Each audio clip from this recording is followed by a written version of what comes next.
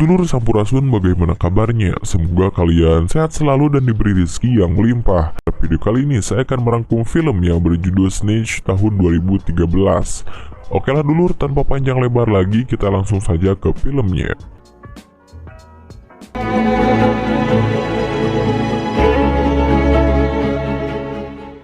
Film ini akan berfokus kepada seorang pria yang bernama John Matthew. Dia sendiri merupakan bos di perusahaan konstruksi.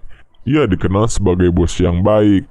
Hal ini dibuktikan ketika menyempatkan untuk membantu anak buahnya yang belum juga pulang, karena pekerjaannya belum selesai. Padahal John sendiri akan pergi ke ulang tahun anaknya. Setelah sampai di rumah, mereka pun sangat bahagia dengan ulang tahun anaknya. Di sana terdapat istri John dan juga anaknya yang bernama Isabella. Tapi seketika semua kebahagiaan John hilang saat Sylvie mantan istrinya menginformasikan kalau Jason anaknya ditangkap polisi. Semua berawal saat hari kemarin, di mana Jason sedang melakukan video call dengan Craig temannya. Craig memberitahukan dia akan mengirim paket berisi 2.000 pil narkoboy seharga $7.000 ke rumah Jason. Craig meminta Jason untuk membantu menjualkan pil itu dan sebagian pilnya boleh diambil oleh Jason dan pacarnya, yaitu Amanda yang ternyata seorang pecandu juga. Tapi Jason menolak karena dia dan Amanda hanya pemakai bukan pengedar narkoba. Jason lalu menutup video call dari Craig karena ibunya datang. Esok harinya, Craig benar-benar mengirim paket ke rumah Jason. Padahal kemarin Jason sudah menolaknya. Entah kenapa Jason tetap menerima paket itu walaupun dia sudah tahu isinya. Dan saat dibuka, di bawah pil narkoboynya terdapat alat pelacak. Tiba-tiba polisi langsung mendobrak rumah Jason. Jason berusaha untuk kabur namun usahanya itu sia-sia. Jason akhirnya berhasil ditangkap oleh para polisi.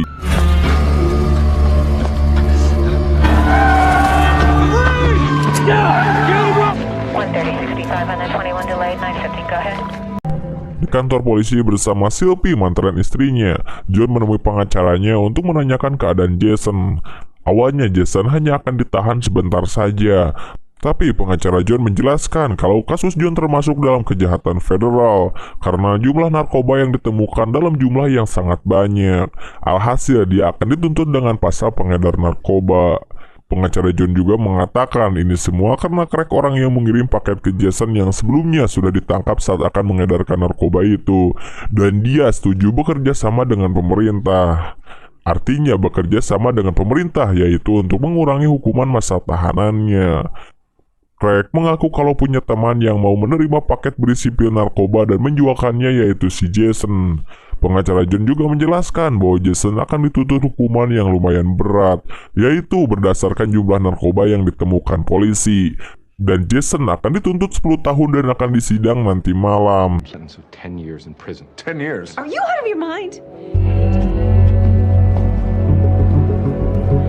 Malam harinya, Jason dengan baju tahanan masuk ruang sidang dan dituntut sesuai penjelasan pengacara John saat tadi siang. How could they deny him bail? He's never even been arrested before. Esok harinya, John dan Sylvie serta pengacaranya kembali menemui Jason. Pengacara Jason menjelaskan kalau hukuman Jason yang 10 tahun itu bisa menjadi 2 tahun saja dengan masa pertumbuhan 1 tahun, asalkan Jason memberitahu ke dia apakah Jason punya teman yang berminat menjual narkoba. Jason menjawab dia tidak tahu dan kalau ada pun dia tidak mau memberitahukannya, karena Jason tidak mau menjebak orang seperti yang dilakukan Craig padanya. John dan Sylvie terus membujuk Jason untuk menerima tawaran pengacaranya, karena nanti kasus ini akan dibawa ke kejaksaan.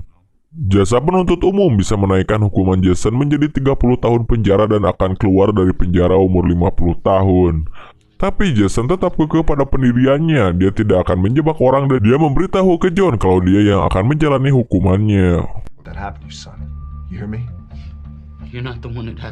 Saat kembali ke kantornya, John nampak tidak bahagia walaupun perusahaannya sedang untung besar dan berhasil membeli 2 truk baru. Dengan bantuan temannya, John bisa menemui jaksa penuntut terbaik di kotanya, yaitu Kegan. John minta bantuan ke Kegan. Apakah anaknya bisa dikurangi masa tahanannya? Tapi jawaban Kegan hampir sama dengan pengacara John, yaitu Kegan bersama pemerintah sangat menghormati hukum minimum untuk melawan kasus pengedaran narkoba, dan satu-satunya cara agar hukuman Jason bisa dikurangi adalah Jason harus membantu pemerintah menangkap pengedar narkoba lain.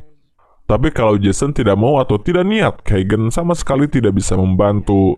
Tapi John mengatakan kalau Jason tidak mau, bagaimana kalau aku saja yang menangkap pengedar narkoba. Do you make arrest?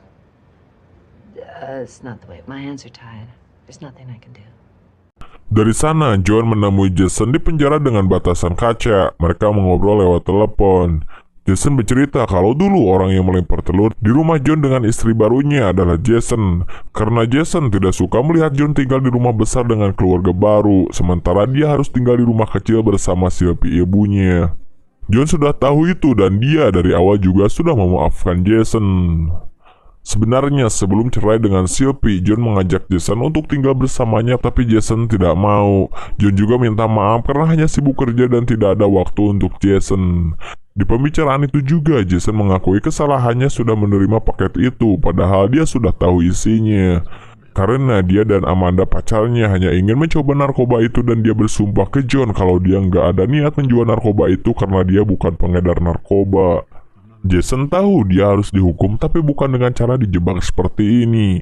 Mendengar hal itu, John nampak menahan air matanya. Ia lalu berjanji ke Jason dia akan mengeluarkan Jason dari penjara itu dengan segala cara. Love you.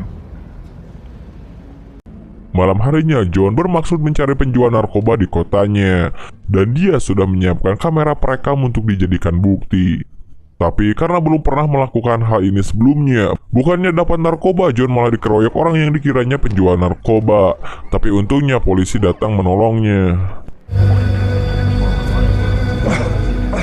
Kagan esoknya memanggil John ke kantornya. Akhirnya karena John yang keras kepala dan pasti tidak akan berhenti melakukan hal yang sama kayak tadi malam, Kagan akan membantu John asalkan John bisa menangkap pengedar narkoba kalau jenisnya pocket minimal 500 gram. Tapi Kagan juga tidak akan bertanggung jawab atas resiko yang menimpa John nantinya. John pun akhirnya setuju. Saat di kantornya, John memeriksa satu persatu berkas karyawannya, apakah ada yang pernah kena kasus kriminal atau tidak. Akhirnya dia menemukan satu berkas pegawainya bernama James Daniel, pegawai yang pernah dia tolong waktu itu.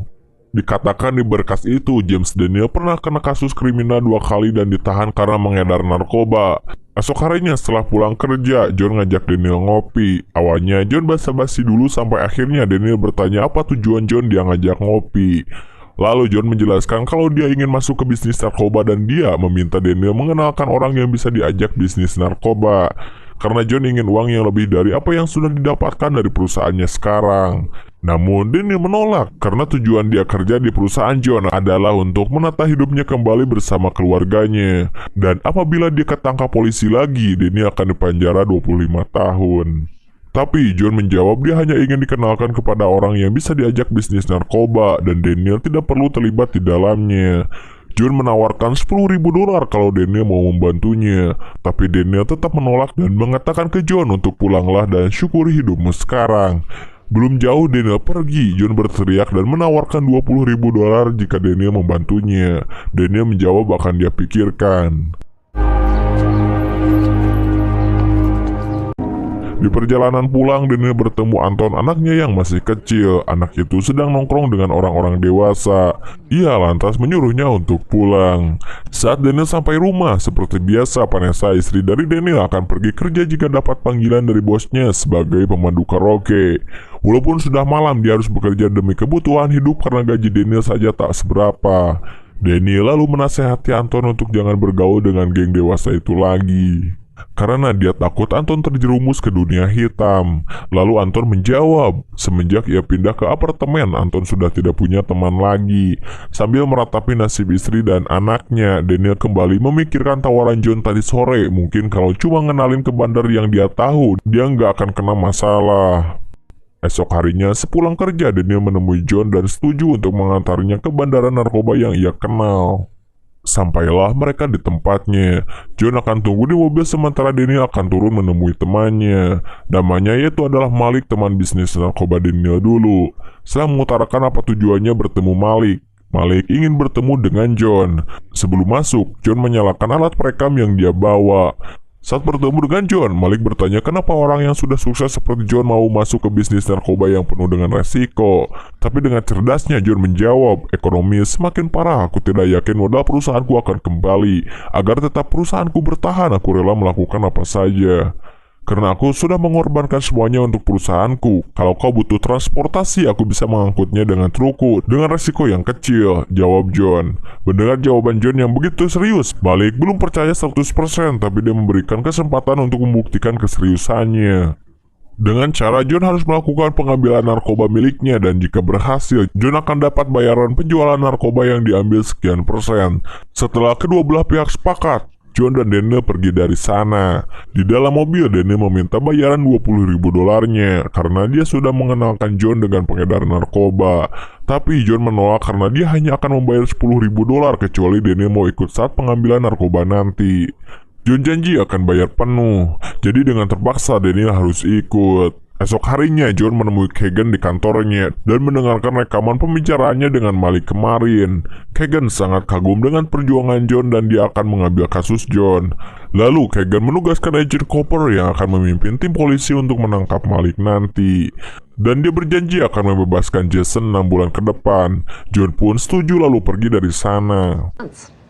That is the best that I... Saat di rumah, John pamit dengan alasan karena akan pergi keluar kota. Tujuannya untuk urusan bisnis selama 2 hari pada istri dan anaknya. Sementara Daniel pamit pergi ke istrinya dengan alasan mengantarkan barang bosnya keluar kota dan tidak tahu untuk berapa lama. Sebelum John pergi, Agent Cooper memberitahu kalau alat penyadap dan GPS sudah terpasang di truknya. Karena dari ruangannya, Agent Cooper dan timnya akan memantau semua pergerakan John.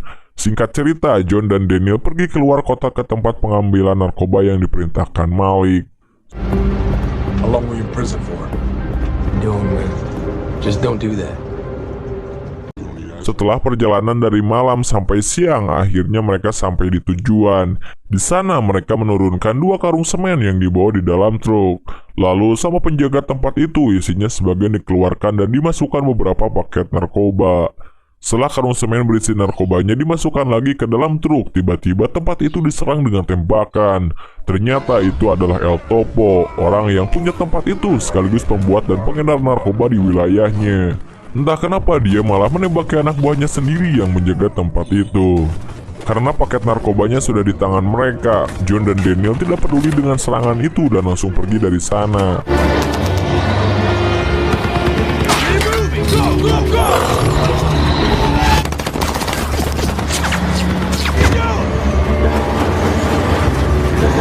Kemudian Malik dapat telepon dari El Topo kalau dia suka dengan sopir Malik yang mampu mengatasi kondisi penyerangan seperti tadi dan memprioritaskan paket narkoba.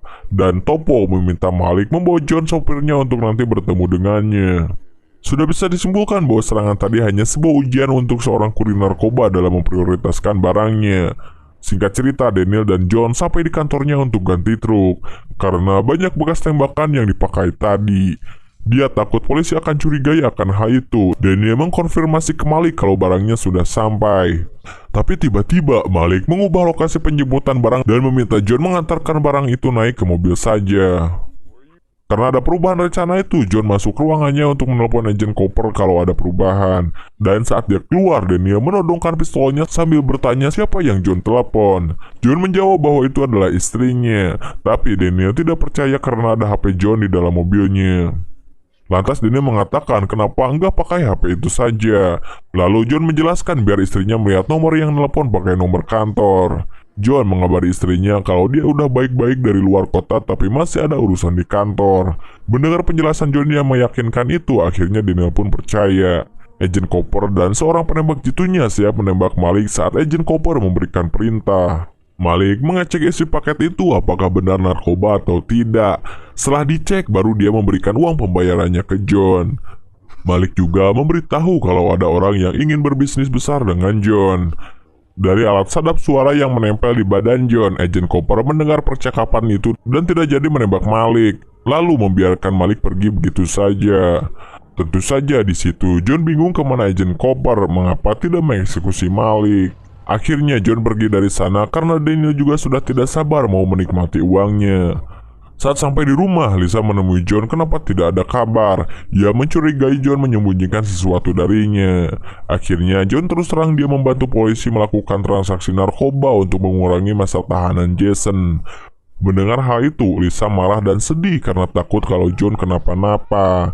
Lagi pula anak John bukan Jason saja, tapi masih ada Isabella. John lalu menegaskan ke Lisa kalau dia akan melakukan hal yang sama jika Isabella dalam masalah nantinya. Esok harinya, John dengan penuh emosi menemui Agent Cooper dan Keegan di halaman kantornya. Dia menanyakan kenapa Agent Cooper melepaskan Malik begitu saja, padahal John sudah berkorban begitu banyak. Agent Cooper menjawab dia ingin target yang lebih besar, yaitu orang yang dibicarakan Malik ke John tadi malam. Karena kesal, John langsung pergi balik ke kantornya. Baru sampai kantornya, Sylvie nyuruh nelpon ke kantor polisi. Melihat John yang seperti terburu-buru, Daniel meminjam mobil temannya lalu mengikuti John. Sampai di kantor polisi, Sylvie memberitahu ke John kalau Jason diserang tahanan lain dan sekarang sedang dirawat di ruang perawatan karena ada luka sobek yang harus dijahit. Setelah menenangkan Sylvie, John pun keluar. Tadi sangka, tiba-tiba Daniel muncul dan menanyakan siapa yang John jenguk. Akhirnya John menceritakan yang sebenarnya bahwa dia bekerja sama dengan polisi. Mendengar penjelasan John, Daniel sangat kaget dan takut karena kalau Malik tahu John dan Daniel bisa mati. Dan John hanya memikirkan anaknya saja tanpa memikirkan anak Daniel yang juga akan terkena imbas nantinya. Ia lalu pergi meninggalkan John. Daniel lalu pulang ke rumah dan menyuruh Vanessa dan Anton untuk pergi ke rumah ibunya karena sekarang Daniel sedang ada masalah. Sementara John yang takut kalau Daniel memberitahukan masalah ini ke Malik langsung pulang ke rumahnya. Ternyata saat dia sampai di rumah, Malik sudah ada di halaman belakang rumahnya. Beruntung Malik belum tahu kalau John bekerja sama dengan polisi.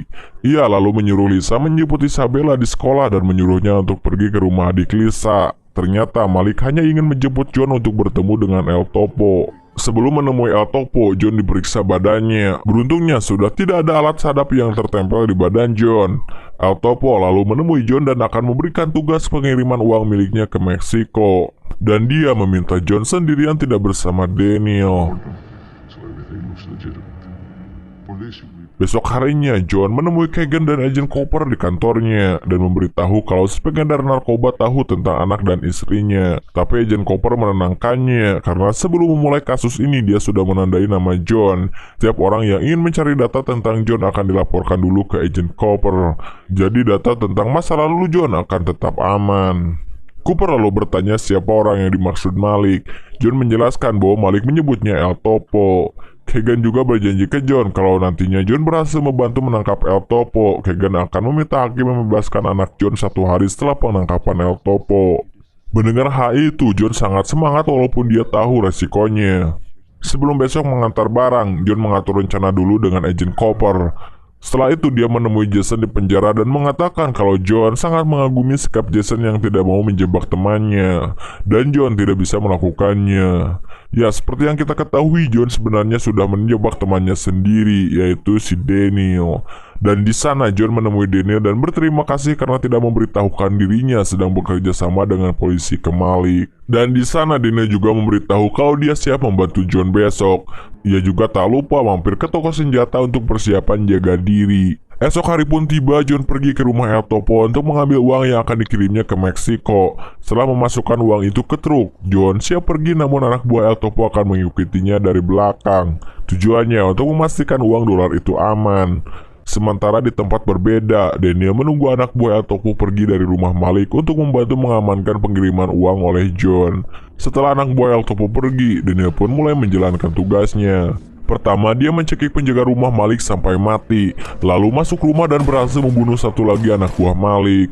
Walaupun sempat ragu untuk maju, akhirnya Daniel berhasil menembak Malik sampai sekarat.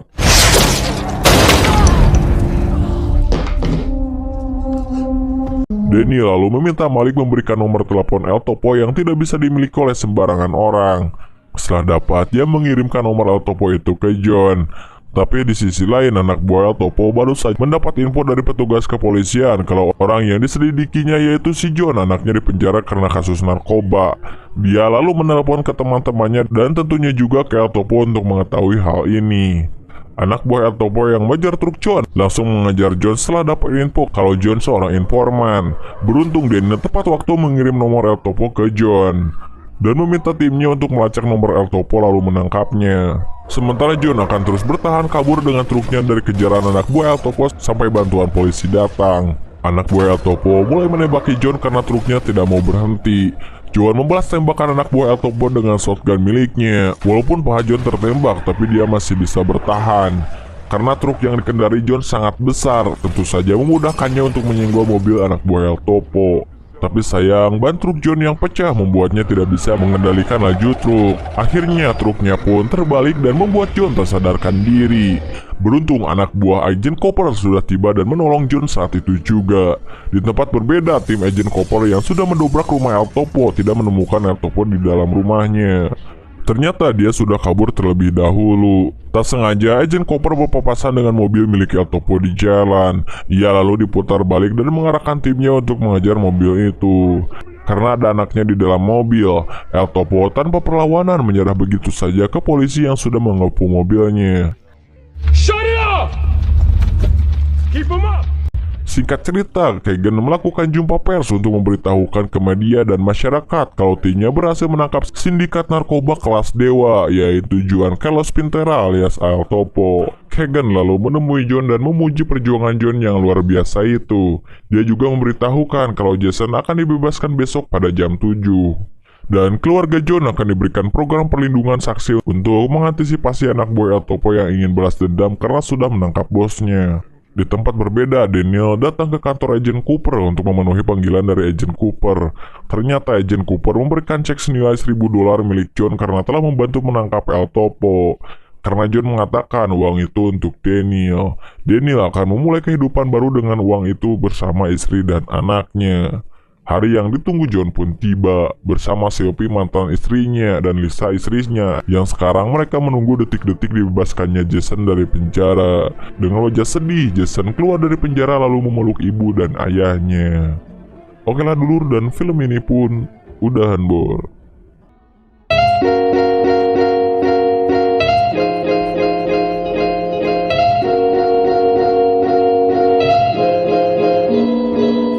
Nah, itulah dulu seluruh cerita film Snitch tahun 2013. Jika ada kesalahan silahkan tulis di komentar.